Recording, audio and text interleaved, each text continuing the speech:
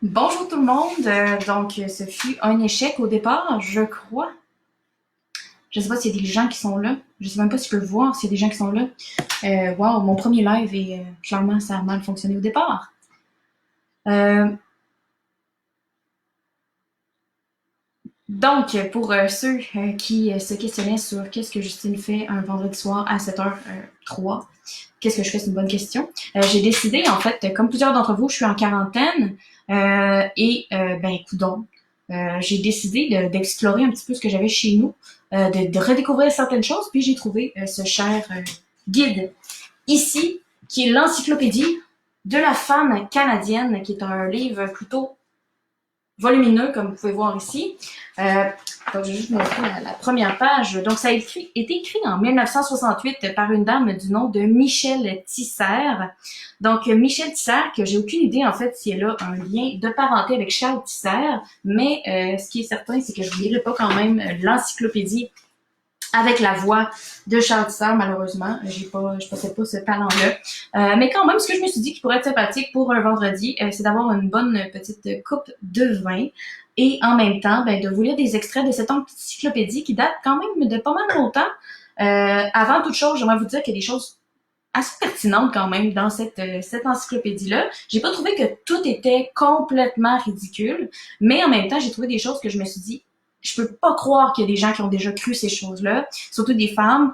J'en reviens pas. Donc, j'ai décidé de vous lire des extraits de temps en temps, comme ça, le vendredi soir, avec une coupe de vin. Puis, écoutez, si ça vous intéresse, tant mieux. Sinon, au moins, je me serais divertie un petit peu. Euh, Ce qu'il y a dans cette encyclopédie-là, évidemment, il y a des sections sur à peu près tout, là. Je peux vous montrer. D'abord, j'aimerais vous montrer l'auteur qui est Michel Tisser, qu'on voit, en fait, ici. Donc, vous pouvez voir en 1968. Puis, les sections, écoutez, ça va de très, très loin. On parle de la beauté, la vie sexuelle. Donc, j'ai très hâte de vous parler du chapitre sur la frigidité. J'ai jamais vu autant de bêtises de mon existence. Être mère, attendre un enfant. On parle vraiment de la relation avec l'enfant, beaucoup, beaucoup. Un dictionnaire médical, je me demande s'il va y avoir coronavirus dedans, je ne crois pas. Nourrir l'enfant, le corps. Donc, on parle beaucoup de la ligne du régime, de comment garder la forme, la cellulite, bien hâte de voir celui-là, la cuisine et la diététique, l'installation, l'ordre et son organisation. Donc, on parle beaucoup de la maison, on parle évidemment comment être une bonne femme au foyer, les réceptions, Noël, entre autres, l'argent et les papiers. J'ai hâte de voir ce chapitre-là aussi.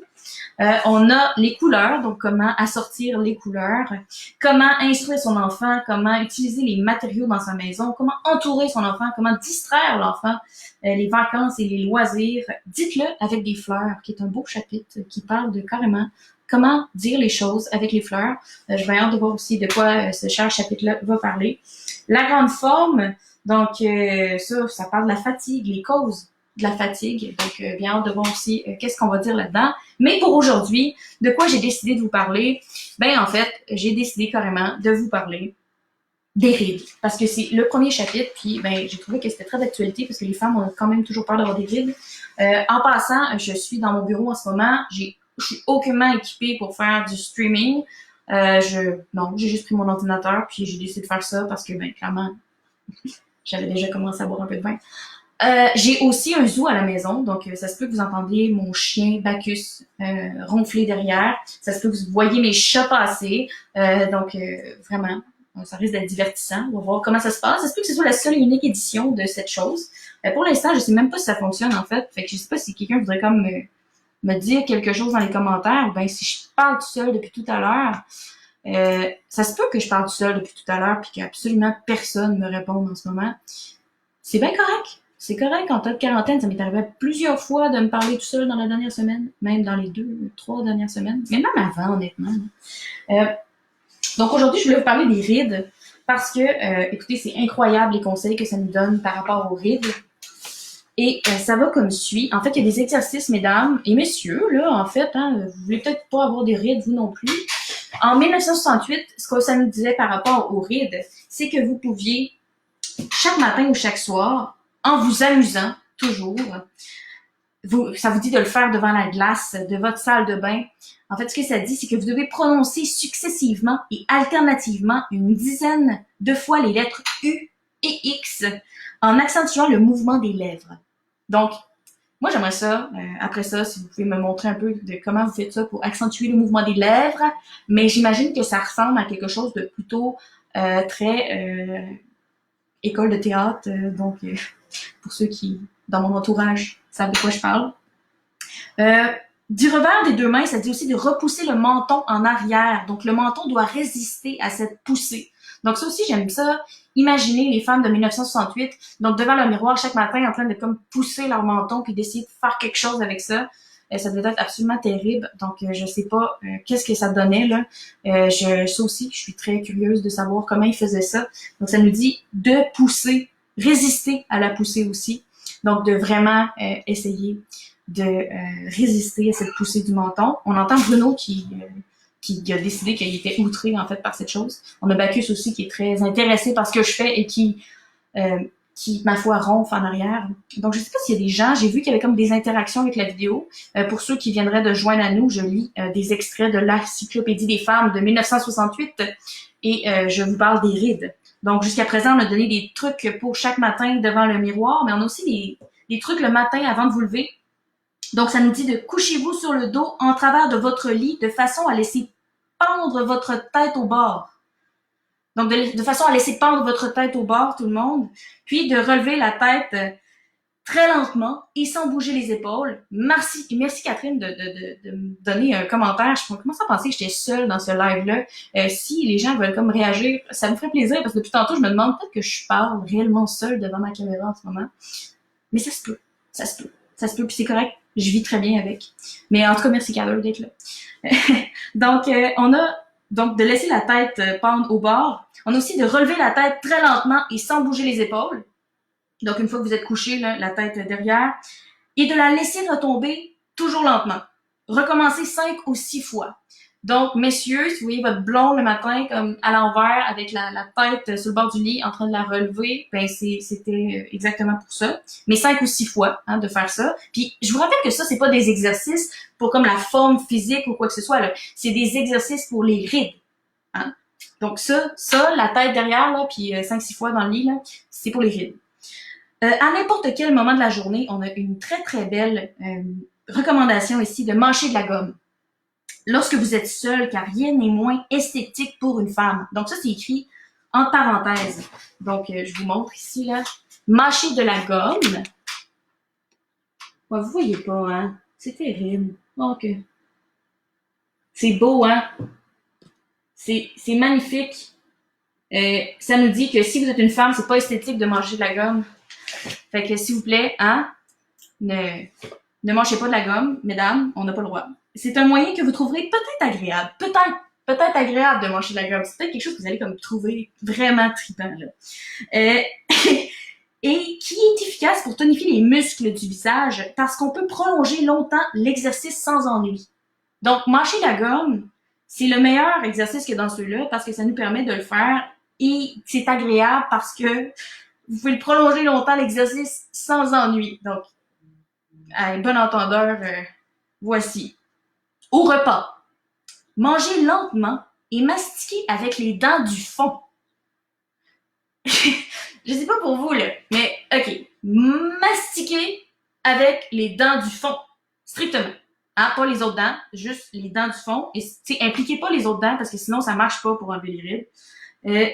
Et ça nous dit que ça, en fait, ça va permettre de développer les masséters. Là, je sais pas si on a des dentistes dans la place, mais j'aimerais comme savoir si c'est une vraie chose. Masséter, est-ce que c'est comme c'est comme vraiment des dents? C'est une partie des dents? J'essaie encore de comprendre comment toujours, parce que je viens de voir qu'il y a une autre Catherine, en fait. Je pense qu'il y a juste des Catherine qui écoutent mon live en ce moment, viennent de se joindre à nous. Donc, hey, merci les Catherine d'être là. Pour ceux qui viennent de joindre à nous, justement, donc je répète, mais je suis en train de lire l'Encyclopédie des femmes de 1968 et des trucs pour ne pas avoir de rides. Donc, on était à manger lentement et mastiquer avec les dents du fond pour développer les masséters, que j'ai toujours aucune idée si c'est réellement une sorte de dent. J'aimerais ça que quelqu'un me mette au courant de cette chose. Les muscles de l'angle de la mâchoire aussi, que vous allez pouvoir vraiment développer de cette manière-là aussi.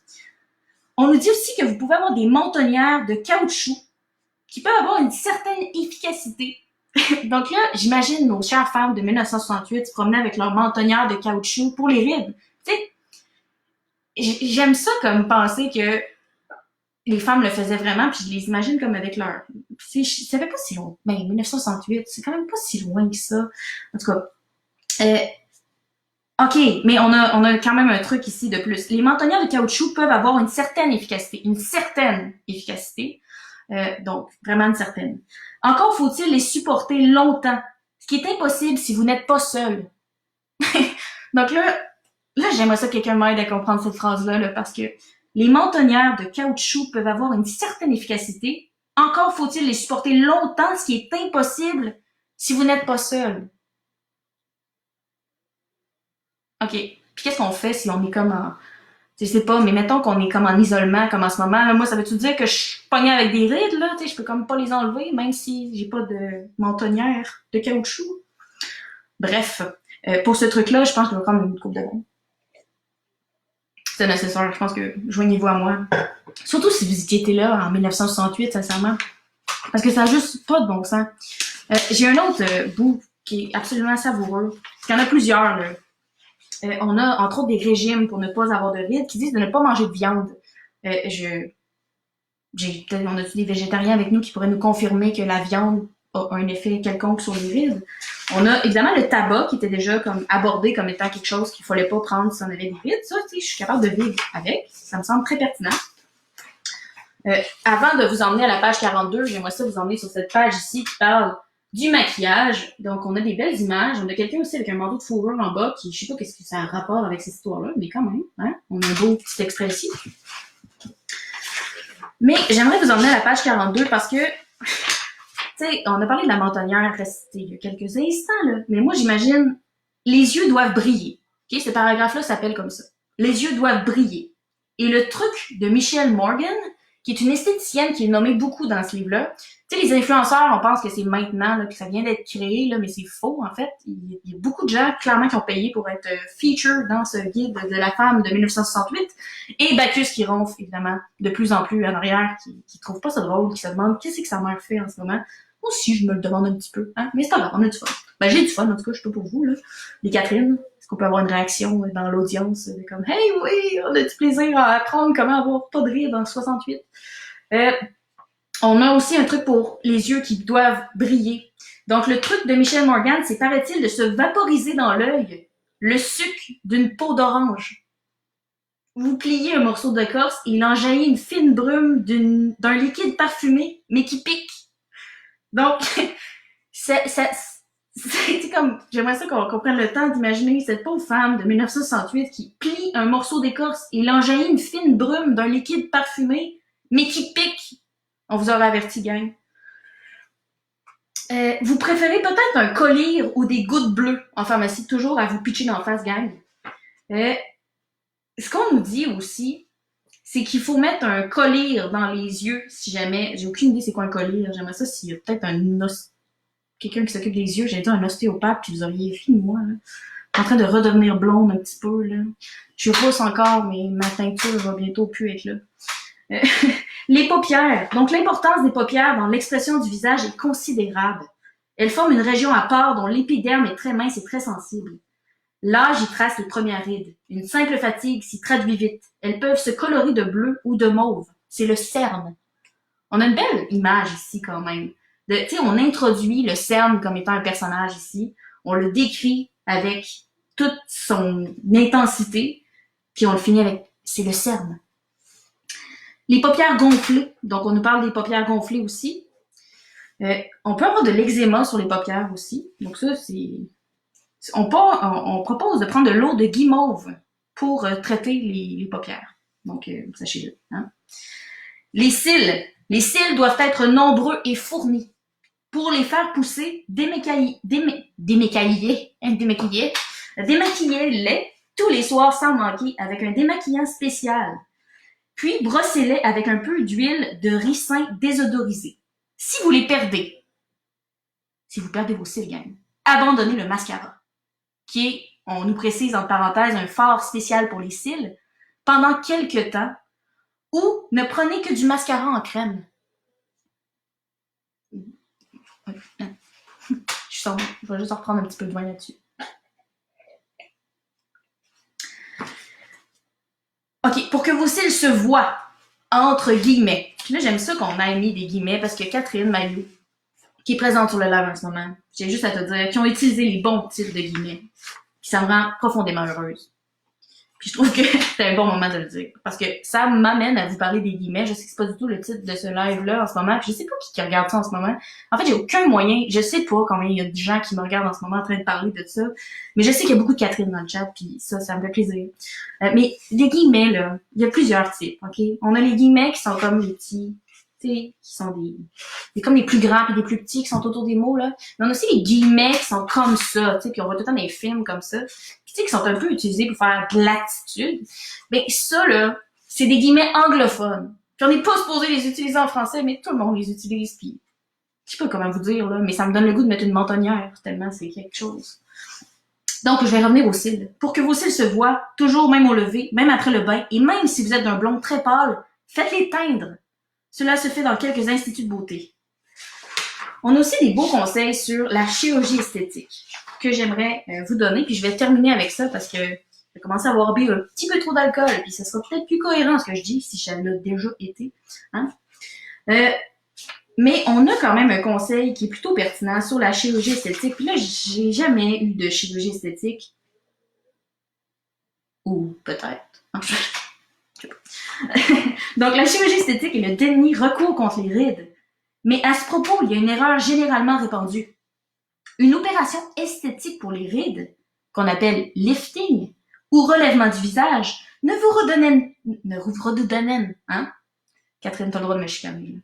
Ne vous redonne pas définitivement 35 ou 40 ans. Elle vous rajeunit de 5 ans, voire de 10. Mais à partir de ce moment-là, les années recommencent à se dérouler dans le sens habituel. Cela n'empêche pas que 10 ans plus tard, on ne puisse refaire un petit tour en arrière grâce à une nouvelle opération.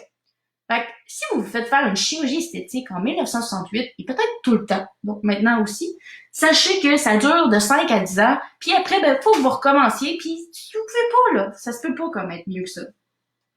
Faut choisir avec soin votre chirurgien. Assurez-vous que vous n'êtes pas pour lui un numéro parmi d'autres. Et facile, cette opération doit cependant être pratiquée avec soin. Ou elle est parfois expédiée par des médecins à la mode ayant une cote imméritée et peu scrupuleux. Donc, quand même, on a une belle recommandation ici. Et demandez à des personnes qui sont passées par ses mains leur avis sur le chirurgien que vous avez choisi. Si elles en ont gardé un mauvais souvenir, n'hésitez pas à en prendre un autre. Hein? Une chance que le livre est là pour me dire que si la personne a des mauvais commentaires, je devrais peut-être pas aller voir cette personne-là. On parle aussi du lifting. Puis j'ai aucune idée si c'est encore ça aujourd'hui, mais quand je lis ça, j'ai l'impression que je suis en train de lire un livre d'horreur de 1968, OK? Parce qu'un lifting, c'est une opération chirurgicale. Elle consiste à inciser la peau dans les cheveux et derrière l'oreille et à la retendre. Okay? Fait que moi, ce que j'imagine, là, c'est qu'il y a quelqu'un comme qui coupe tout le tour de la face, là, puis comme qui tire dessus après. Mais pour arriver à un bon résultat, il faut la décoller très loin en avant, presque jusqu'à la bouche. Là, moi, ce que j'imagine en ce moment, c'est double face dans le film de Batman, là, ou quelque chose comme ça, là, qui tire la peau puis il faut qu'il ramène jusqu'ici. Mais tu sais, si t'as fait tes exercices auparavant avec ta mentonnière, probablement que t'es correct. C'est un travail très délicat. Si un chirurgien vous proposait seulement une incision sans décollement de la peau, méfiez-vous. L'opération qu'il vous ferait n'aurait pas de résultat durable. Fait que s'il n'est pas en train de vous arracher la peau jusqu'au complet, jusqu'à la bouche, là, c'est pas normal. Et ben là, on nous donne que ça dure donc à peu près une semaine, le séjour là-bas, le repos. Puis ça semble être des conseils très pertinents. Fait que quand même, là-dessus, hein, là-dessus, je suis juste rendue à la page 25. Je voudrais juste vous dire qu'il y a 1055 pages. Je sais pas, je veux pas vous les lire chaque vendredi quand même, mais j'espère pouvoir passer à travers certaines connaissances là-dedans qui sont plutôt pertinentes, puis vous emmener quelques connaissances et potentiellement Monroe qui fait une apparition dans la vidéo comme ça. J'ai bien hâte de vous parler du passage sur la sexualité en fait parce que c'est assez impressionnant à quel point les conseils qui sont là-dedans sont à la fois tristes mais aussi drôles, mais quand même pas si pas d'actualité. Donc, je vais vous parler de ça la semaine prochaine. Je vais vous parler, hein? Je vais vous parler de ça la semaine prochaine. Puis, ben, on va peut-être en faire un petit rendez-vous si ça vous a intéressé. Puis si j'ai pas trop scrappé la patente, là, c'est la première fois que je fais un direct de ma vie. Il y a mon chien qui dort à côté. Il y a les chats qui mangent dans le bol, qui sautent dans le live comme ça. Il y a moi qui est pas trop certaine que mon ordinateur va encore survivre encore une couple de semaines. Mais j'ai le goût de vous partager comme ça des trucs que les femmes avaient en 1968 et qui ont été assez pertinentes pour être écrits dans un livre qui est pas si loin de notre dico des filles qu'on avait, ceux qui sont de ma génération, quand on était jeunes. Donc, si quelqu'un a un dico des filles, d'ailleurs, ça pourrait être intéressant qu'on le ressorte et qu'on lui fasse passer le même petit passe. Enfin, lui faire repasser un passage. Merci pour mon vocabulaire de ce soir. Je blâme le vin. Mais bon, donc, j'étais mon petit premier live de mon existence sur ce cher guide de la femme en 1968. J'espère que vous avez apprécié ces chers conseils pour les rides, surtout ceux qui demandent de faire des exercices de tête dans le lit et qui demandent une mentonnière qui ne peut pas être utilisée seule. Donc, si vous êtes en quarantaine seul, sorry, ça se peut pas.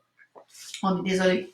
Mais quand même, donc j'ai très hâte de vous revenir avec toujours mon encyclopédie de la femme canadienne et mon verre de vin et avec un peu de chance ma bonne humeur aussi. Donc prenez soin de vous. C'était bien léger comme soirée, mais on en a besoin hein, avec toute le stress qu'il y a en ce moment là.